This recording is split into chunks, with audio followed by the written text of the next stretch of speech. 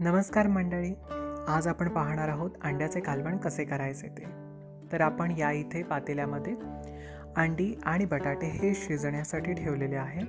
आपण इथे वाटण्यासाठी ओलं खोबरं, कांदा, कोथिंबीर, 3 ते 4 लसणाच्या पाकळ्या आणि आल्याचे तुकडे घेतलेले आहेत. तर आपल्याला कांदा आणि ओलं खोबरं हे तव्यावरती व्यवस्थित परतून घ्यायचं आहे आणि नंतर ते मिक्सी जारमध्ये घेऊन आपल्याला त्यामध्ये कोथिंबीर, लसूण आणि आल्याचे जे तुकडे घेतलेले आहेत ते व्यवस्थित त्याची पेस्ट करून घ्यायची आहे.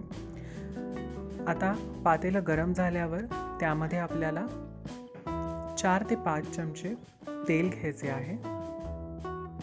तेल व्यवस्थित गरम झाल्यावर त्यामध्ये आपण एक मध्यम आकाराचा बारीक चिरून घेतलेला कांदा घातलेला आहे.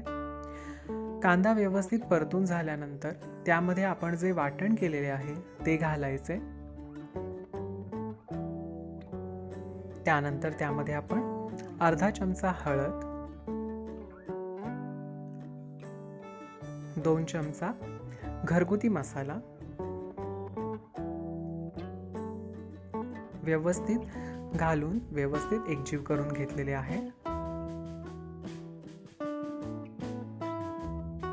आता यामध्ये आपण गरम पाणी घातलेले आहे.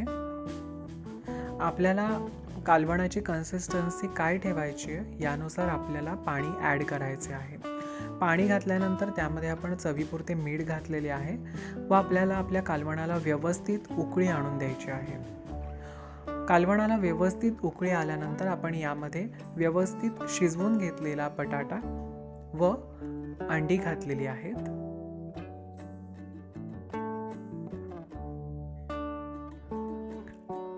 अंडी आणि बटाटे घातल्यानंतर सुद्धा आपल्याला आपलं जे कालवण आहे ते 5 ते 10 मिनिटे व्यवस्थित उकळून घ्यायचं आहे. त्यामध्ये वरून बारीक चिरलेली कोथिंबीर घालायची आहे. अशा प्रकारे आपले अंड्याचे कालवण तयार झालेले आहे. तर तुम्हाला आजची रेसिपी आवडली असल्यास व्हिडिओला लाईक करा, व्हिडिओ शेअर करा आणि आपल्या मयुरेश घाडगे या यूट्यूब चॅनलला सबस्क्राईब करा. धन्यवाद.